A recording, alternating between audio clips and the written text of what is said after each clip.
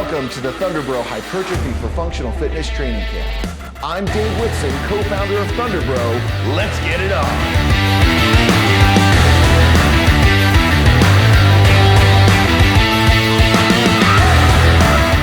At Thundrbro, our mission is bridging the gap between performance and aesthetics. We don't just want you to look amazing, but we want you to be able to use your body and perform at the highest levels. Essentially, we're bridging the gap between two communities, the bodybuilding community and the functional fitness community. So this is where we're gonna start, understanding the connection between performance and aesthetics. Whether you realize it or not, elite athletes tend to look like elite athletes. There's a reason why the athletes at the CrossFit Games have big popping shoulders, pecs, abs, and quad sweeps. There's a reason why Mike Trout has tree trunks for arms. Maybe they've developed this amazing physicality due to the demands of their sport or their training, or maybe they can meet those demands because they have that physicality. Whether it's one or the other doesn't really matter as long as we understand that there's a connection there. We don't just want you to be able to look the part, but we want you to be able to express your fitness across a broad spectrum of capacities. We run into all different types of scenarios where we can see one end of the spectrum or the other. For instance, every year, Thundrbro gets to go to the Arnold and hosts a booth at the Arnold Fitness Festival. This is the mecca of bodybuilding. You're walking in a room filled up with the world's biggest, strongest freaks, from bodybuilding to strongman, all the way down to CrossFit. And as you're walking through this venue, your head will spin off your shoulders looking at guys like bodybuilders with amazing amounts of musculature. This type of imposing physicality really garners a lot of attention. They've developed their body to this very, very extreme. However, having been in that bodybuilding community, I can tell you that many of these bodybuilders are display models only. They have these incredible, powerful machines, but they're not so great at using them outside the scope of hypertrophy training or using them with isolation movements. Please don't ask Phil Heath, the 7-time Mr. Olympia, to run a mile because it's not gonna go well. In fact, you might find a lot of housewives out there or recreational athletes that can do way more pull-ups than Phil because he's taken that body to the very extreme of the extreme with regard to just developing musculature. Now, in the contrast of that, at this same event, there's a CrossFit competition. And I'm always blown away at watching these CrossFitters and their ability to use their bodies so efficiently. There's no other athlete out there that can get more bang for their buck out of their body than CrossFitters across a broad spectrum of physical tasks. I'm sitting there and I'm watching 45-year-old housewives do 35 pull-ups in a row. I'm watching guys that are 155 pounds deadlift 400 pounds. However, I can tell you firsthand, being in that room with all those athletes, that the CrossFitters' physicality is non-remarkable with regard to that context. So our goal is to maybe merge the two communities together. Maybe give CrossFitters a little bit more aesthetics and musculature, maybe giving bodybuilders a little bit more functionality and longevity to be able to make it a sustainable and healthy lifestyle. Bridging this gap requires an understanding and the context of an athlete's hardware and an athlete's software. Hardware is the actual machine. You guys probably have computers at home or cell phones. Well, the computer, its size, its processing power is the hardware. That's what gives it its potential. But the software makes it work efficiently, allows it to do different things. And the same thing can be said with athletes. An athlete's hardware is their physical body. What's their contractile potential? How much muscular do they have to potentially tap into? And their software are their motor patterns, or how efficiently they're able to use that body across a broad spectrum of tasks. One way we can describe fitness is with the list of the 10 general physical skills. This is a list of probable adaptations one could have to a fitness program, and they include things like cardiorespiratory endurance, stamina, strength, and flexibility, power and speed, coordination, accuracy, agility, and balance. Now, these top 4 adaptations here, cardiorespiratory endurance, stamina, strength, and flexibility, we can categorize these as predominantly being organic adaptations, meaning that there's actually a physical change that takes place in the tissue. There's a change that's occurring within the hardware. These bottom 4, coordination, accuracy, agility, and balance, they're what we might categorize as predominantly neurological adaptations, improving the way that the brain communicates with the body through practice. This is what we could consider developing the software. And these middle two, power and speed, can be improved through both. We can make you more powerful or faster by making you more efficient at how you use your body, or we can make you a bigger and stronger machine. And at Thundrbro, that's what our focus is, focusing on some of those biological adaptations a little bit more to give you a more formidable machine or increased hardware to work with. The way that we garner these biological adaptations or improvements in your hardware is through a process known as hypertrophy. Hypertrophy describes one way that cells can adapt to stress. This stress can include inflammation, an increased workload, or hormonal stimulation. When a cell increases in size beyond its normal size, it's gone through hypertrophy. There are lots of different types of hypertrophy that can occur within the body. For the sake of what we're talking about, we're referring to hypertrophy of the skeletal muscle. There are lots of interesting adaptations that occur at a microscopic level within the cell when it goes through hypertrophy. Organelles are the cell's internal machinery. They're the stuff inside the cell. And when a cell goes through hypertrophy, there are lots of different adaptations that occur to these organelles. Mitochondria are the cell's internal power generators. They allow it to do work. And when a cell goes through hypertrophy, we can see things like an increased amount of mitochondria within the cell to, say, accommodate to an increased workload. The endoplasmic reticulum is the cell's internal manufacturing processor. And when a cell goes through hypertrophy, the endoplasmic reticulum will increase in size, thus allowing it to produce more. And finally, the plasma or fluid within the cell, generally made of proteins, tends to increase in amount as the cell starts to enlarge. Now, if we take a step back a little bit farther from the cell to the muscle fiber level, we can see some really interesting adaptations that occur within these fibers. Muscle hypertrophy can be seen as a bulking or thickening of muscle fibers. This is primarily an adaptation to the stress that we're exposing ourselves to in training because muscles are smart and they want to survive. Now, within muscle fibers, there are some really interesting components that are important players for hypertrophy. Myofilaments describe the bonds between myosin and actin proteins. These are connections that allow muscles to contract. Now, these myosin and actin bonds will not only increase in number due to muscle hypertrophy, but they will also increase in thickness and in strength, allowing muscles to have an increased contractile potential to be able to do more and harder work in the future. Yes, getting bigger and stronger are often synonymous with each other because of this process. So there are some specific mechanisms that we can draw from, some processes that occur within the body that help garner or elicit muscle hypertrophy. These mechanisms can also be connected with specific training practices to be able to tap into them to target hypertrophy a little bit more specifically within your training. Muscle tension refers to the specific type of mechanical loading you're exposing your muscles to with regard to magnitude, frequency, and duration. Magnitude meaning how intense or how many motor units are required to recruit to be able to do the work. This is primarily what we're thinking about as heavy loading. Frequency meaning how often are you loading? What's the total volume of load on that muscle? And finally, duration is how long that muscle is under tension. Muscles are very, very smart. They contain within them mechanosensors, tiny things like Golgi tendon organelles that will communicate with the brain to tell you how heavy the load is, what the range of motion is, or what the plane of movement is. These communications can occur within split seconds. So there are different ways that we can manipulate the magnitude of muscle tension within our training. The first thing we can do is simply going heavy. We want to expose a muscle to a type of stress that we haven't been exposed to before. So simply by working top end strength 80% or more in a way that we have not done previously allows an adaptation response within muscles.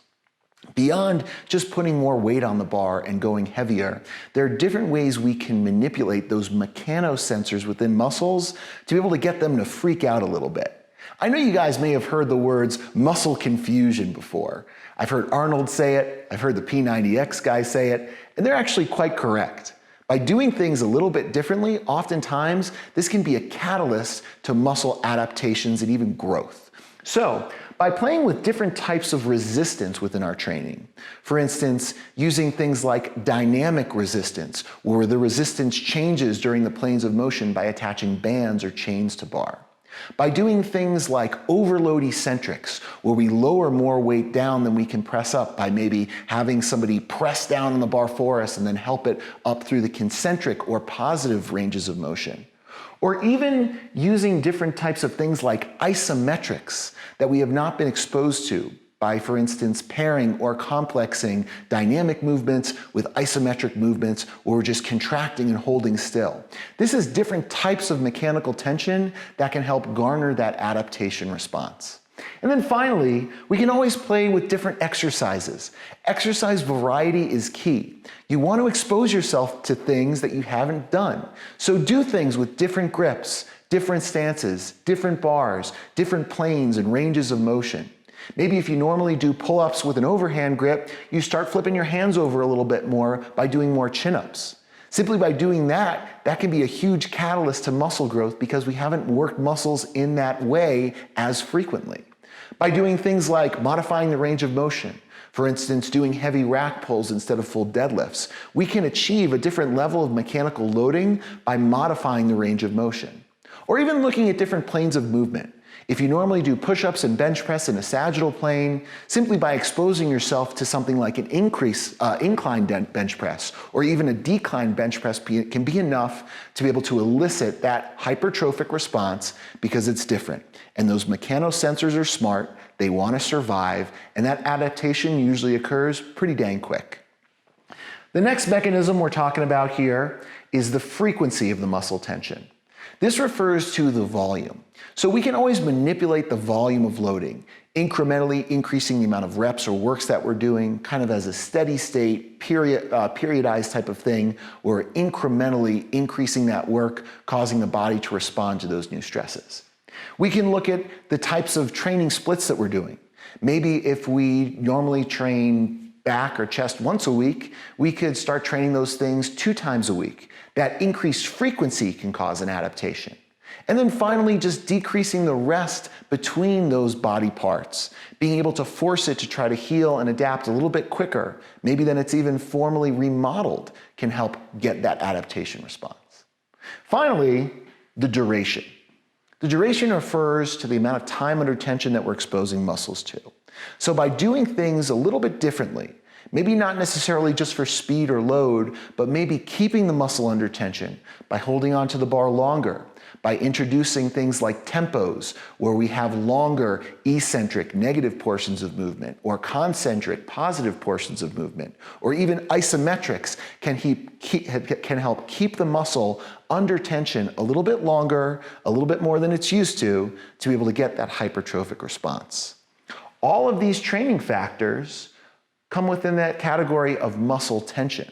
So when we're talking about this, again, from a macro perspective, go heavy, use different types of resistance, use different types of exercises, do things with different levels of volume, and play around with the duration of loading by keeping muscles under tension in ways that you're not normally accustomed to. The next mechanism we're going to talk about is metabolic stress. Metabolic stress refers to the acute hypoxia or lack of oxygen that can occur within muscles when it's tasked with a lot of work at lighter weights done pretty fast. Now, this acute hypoxia is primarily due to the buildup of hydrogen and lactate. When muscles contract, they actually create chemical conversions that allow a molecule called ATP or adenosine triphosphate to occur. Now, due to this buildup of hydrogen and lactate and the amount of oxygen that's being eaten up by the mitochondria, the cell's internal power generators, this allows cells to actually swell and fill up with fluid, not just within the cell, but between the cells. Now, this swelling is a very important signal that the body recognizes that causes it to have an anabolic or muscle growing response. In addition to that, by stressing the amount of mitochondria and the amount of work that we're doing within the muscles, we get an increased amount of mitochondrial density, an important adaptation for the future to allow us to do more work. So So if we're in the gym and we're trying to elicit a lot of metabolic stress, the answer is pretty simple. You're gonna take a light weight, something anywhere from 40 to 60%, and you're gonna try to do it to failure. We love using things like bands or lighter dumbbells because we can do long sets to failure, things that last anywhere from 60 to 120 seconds long, or actually building up that metabolic stress to the point where you can barely tolerate it anymore. If it burns, you're doing it right. Remember when Arnold was talking about his pump, where there was a little bit of science behind that. Another thing we can do to elicit metabolic stress is shortening the rest period. By truncated rest periods, we can actually start to accumulate and compound that stress over a number of sets. So by the time you get to your last few sets, we should be pretty dang close to failure, even with a really light weight. The last mechanism we're going to talk about is muscle damage. Muscle damage refers to the micro-tearing that can occur within muscle fibers as a response to the training. Now, if we look at the muscle fiber, we can see this damage occurring in multiple places. The sarcolemma is the outer membrane sheath of muscle fibers. It's the outer covering that covers all those fibers. When we get muscle damage, we can see large tears in the sarcolemma that occur. Now, the important thing here is not just that the tears occur, but that they heal correctly. Because when these tears heal, they remodel. And they don't just remodel the same, but they remodel thicker and stronger. This is a very important catalyst to what we see in muscle hypertrophy, the bulking or thickening of those muscle fibers. Another thing that can occur is damage to the myosin and actin bonds within the muscle fibers. These are the connective hooks that shorten and lengthen to allow those muscles to contract. And when muscle damage occurs, we can see damage to those myosin and actin bonds or myofilaments. And when these myofilaments remodel, not only will they remodel thicker and stronger, but they will remodel more numerous, which is a great analog to increased contractile potential of muscles, allowing you to contract muscles harder and stronger. One of the most powerful catalysts for eliciting muscle damage within your training is proper utilization of eccentrics. Eccentrics can be seen as the negative portions of movements, when muscles are lengthening, not shortening. Now, this muscle lengthening, especially under load, under tempo, or under control, is actually lengthening those fibers and stressing those bonds while resisting. So this damage can occur quite effectively by using things like tempos in your negative training. Anything from 3 to 5 or even 10 seconds long, or even taxing an increased volume of eccentrics, doing things with tempos for higher reps. Now, I know we've talked about things like rhabdomyolysis before. Rhabdomyolysis is a rapid breakdown of muscle tissue that can overwhelm the kidneys. And this also is in conjunction with things like muscle soreness. So, how much muscle damage is too much muscle damage, and how much is not enough? Well, if we're trying to elicit muscle damage, we don't want to be so sore that we are sore for days on end. This can actually have a negative or catabolic effect of muscles where they can actually begin wasting, not growing. Delayed onset muscle soreness is a very normal process that occurs within conjunction of muscle damage. What this is where you feel a little bit sore 24 to 48 hours after training. This is an appropriate level of muscle damage for most. In fact, that soreness is a good signal that that healing and remodeling is taking place. But if that soreness is lingering for weeks or days on end, that may be a little bit too much. This is obviously very contextual to the athlete, to their age, to their training state, and their background. So make sure that if you're trying to elicit muscle damage, you're not walking away scot-free and never sore, and you're not limping around for weeks. Anywhere in between is pretty good. So now we're going to review all the different types of training factors that correlate with those mechanisms that drive hypertrophy, starting from the top with muscle tension and working all the way back down through metabolic stress and finally muscle damage. So the first thing we talked about was heavy loading, being able to expose muscles to a level of mechanical tension that they're unaccustomed to. And we can do this by using things like dynamic resistance, putting bands or chains on the bar, using overload eccentrics where we're lowering more weight that we can move concentrically back on the way up, Using things like isometrics and different types of holds, working muscles in a bit of a different way. Tempos, doing things slow on the way down or the way up. Double contractions where we do things like half reps into full reps. And then finally, using different types of complexes where we can combine these things together in different ways. Different exercises, different planes of movement, different types of equipment and grips, all important for getting a different level of muscle tension. Then we started talking about the different ways we can manipulate the volume, the frequency of muscle tension. We talked about overloading volume progressively or doing things a little bit more frequently, training muscle groups before they've fully recovered. Also, looking at the amount of total time under tension, doing reps that might take a little bit longer, 60 to maybe even 120 seconds long. The second mechanism we talked about was metabolic stress, that acute hypoxia or buildup of byproducts of exercises that causes that intercellular swelling, that pump, and that anabolic signal to occur. The primary way we're going to get this within the gym is by doing light weights, anywhere from 40 to 60%, to failure. Long sets that can last from 60 to 120 seconds long. We're really trying to make those muscles burn. These are subjective measures. Looking at things like the volume of blood within a muscle is something you can maybe see or feel, but it's a little harder to measure. Also, that burning sensation is another subjective measure, but it's important to pay attention to that. If you're trying to elicit a lot of metabolic stress, you should be looking for those things within your training. If your muscles are getting flat, if you're not feeling them burn, or if you're not getting a pump, that means that we either need to increase the intensity or change something to be able to make that happen a little bit better. Now again, lightweight, high reps to failure, and being able to compound that stress with truncated rest periods, anywhere from 10 to 30, maybe even 60 seconds long, but you're not going to rest to a full recovery.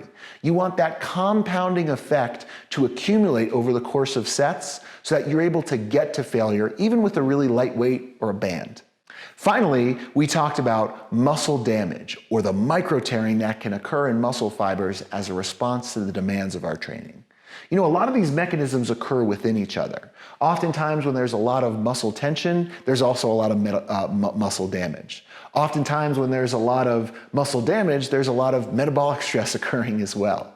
But this mechanism is going to be a primary focus by using eccentrics, or negative portions of movement as muscles are lengthening. Using tempos anywhere from 3 to 5, even 10 seconds long. Using things like overload eccentrics, vitally important for being able to get the most out of your time with regard to muscle damage. And remember, we don't want too much, we don't want not enough. We want you to walk away a little bit sore from each session, maybe for 1 or 2 days. So what are the applications for hypertrophy training? Who should be doing it, and why should they be doing it? Well, here's a case for hypertrophy training within any training system. First, by targeting hypertrophy training, by increasing the amount of musculature we have, we know that we can increase performance simply by getting more biological adaptations to your hardware, just making you bigger and stronger to be able to then learn how to use that musculature more efficiently through specific training. Another important piece to hypertrophy training is rehabilitation. The unique thing about hypertrophy training is that we can get a very strong response without having to increase speed or load. Speed and load are the two biggest players when it comes to injury. And I know when I had my back surgery, the first thing I started doing was light, controlled movement to be able to increase the musculature around my spine. So hypertrophy training is great rehabilitation for people who may not be able to go fast or heavy yet. We can still elicit a lot of metabolic stress and a lot of muscle damage without putting a lot of weight on the bar, without going as fast as possible. Working mechanical weaknesses. This is a great application for hypertrophy. Everyone has different anthropometric measurements, different mechanical advantages based on their body type. For instance, someone with really long arms might have a little bit more advantage deadlifting than, say, somebody with short arms, but they may be challenged with things like, I don't know, handstand push-ups. Someone like my wife, who's got a really long torso and very short arms, is amazing at handstand push-ups and going overhead, but really struggles at things like deadlifting. So what we can do is we can target hypertrophy training due to the lagging muscle group or mechanical disadvantage. For instance, the person who really struggles with handstand push-ups might focus a little bit more on working the triceps and shoulders to compensate for that deficiency. Somebody like my wife, who really struggles pulling off the ground because she's got a long torso and short arms, might benefit from doing extra lower back work to be able to strengthen that deficiency because she knows she has a bit of a mechanical disadvantage there. This is the best application for isolation movements. Isolation movements is where we work individual muscles with movements that are a little bit less functional. It's the difference between doing a bicep curl versus a full pull-up. And while isolation movements can be amazing at working on asymmetries or improving specific muscles, lagging muscle groups, or working a different mechanical weakness, in no way should they replace a complete training program. You will never cure metabolic disease with bicep curls. It's not going to happen. So fitness and functional movement should all be the main piece, but within context, isolation movements can be quite beneficial, especially as a garnish to creating a more complete or individualized program. Finally, we can think about things like longevity and personal reward. I got to tell you, I've talked to lots of people, and I've been exposed to thousands of gyms and thousands of athletes. And most of them tell me, when I ask them why they train, that the reason why they train is because they want to look good and they want to feel good. So a training program should be serving those two things. If aesthetics are an important piece for you within a training program, and it allows you to come back every day and feel rewarded and sustain a program through your life, absolutely do that. Not everyone should be aiming to be a CrossFit Games athlete or an elite athlete. Most people just want to look good naked. That doesn't mean they still can't be fit and pursue fitness. It's not really one or the other. It's performance and aesthetics together. So by giving people access to be able to achieve the aesthetics they're looking for through hypertrophy training, you'll have more sustainable clients, they'll want to come back to you longer, and overall they'll tend to feel more rewarded. If you spend a lot of time in the gym, you should look like you do. You should be able to wear it on your body. And that's what we want for people. So how do we program for hypertrophy within the gym? The actual practical application of this in a class setting with yourself or with your athletes, where there are multiple different ways or templates we can use to do that. Essentially with all of them, we're going to be biasing or even targeting hypertrophy a little bit more than a traditional fully rounded program. However, that doesn't mean that we still can't pursue fitness or maintain it through this process. The first thing we can do is try a dedicated hypertrophy program. This is a program that only utilizes hypertrophy a few days a week, and we could alternate that with general physical preparation on the other days. So for instance, at Thundrbro, we have our 90-day Get Huge program. This is a program with a tremendous amount of volume. It elicits a lot of muscle damage. People walk away sore. The program is only meant to be done 3 days a week, say on Monday, Wednesday, and Friday. So what we could do with that is we could introduce more functional fitness, conditioning, or GPP on Tuesday and Thursday, so we can still stay fit as we're getting bigger. Another way we can do that is by using a hybrid program. This is where we integrate hypertrophy training with functional fitness. So say you're out there and you're doing CrossFit or something a little bit more functionally fitness oriented than just hypertrophy. What we do with a program like this is introduce the hypertrophy work at the front end of the program with 4 or 5 specific exercises that are going to really break muscle down. And then at the end of each day, we get a good conditioning workout in. Maybe even a conditioning workout that correlates with the muscle groups we've worked in that hypertrophy training. Again, at Thundrbro, we have our online muscle anarchy program that does precisely this. We have athletes in gyms all around the world doing their hypertrophy training and then conditioning after so that they can stay fit as they get bigger. And then finally, we could do something like a hypertrophy finisher. This is where we need to change very little from our program if we're out there doing functional fitness or CrossFit. You can do your regular workout, but at the end of the workout, you're going to take 10 minutes to target a specific muscle group or a specific function with hypertrophy training. At Thundrbro, we've written our 100 10-minute hypertrophy finishers that crush specifically for this purpose. You don't have to abandon functional fitness to target hypertrophy. In fact, this is a great way to individualize programs for athletes, targeting their specific weakness or deficiency with hypertrophy training as a garnish after their workout to be able to still get some good hypertrophy work in every day while maintaining a rounded program.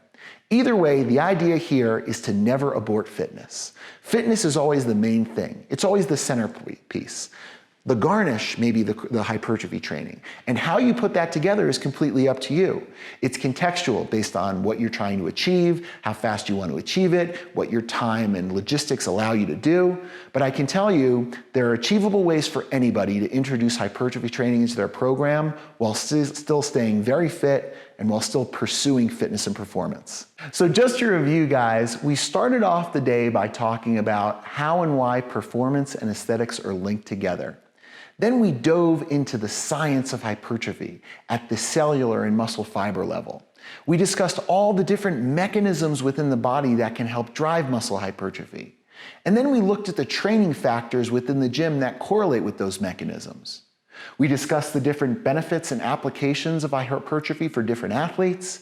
And then finally, we looked at how to actually integrate and apply this stuff within training and programming. If you guys have any questions about any of this stuff, you can always DM us on Instagram at Thundrbro, or you can DM me at DaveFreakinLipson, or check out one of our books, specifically the one titled Hypertrophy for Functional Fitness, that dives even deeper into each one of these categories so that you can get a better understanding of this stuff for yourself and for your athletes. Our number one goal is for everybody to be able to achieve the things they want to achieve, to be able to feel happy, satisfied, and rewarded in the gym. And like I said, for most people, it's all about looking good and feeling good. So let's get you guys looking great and performing like athletes.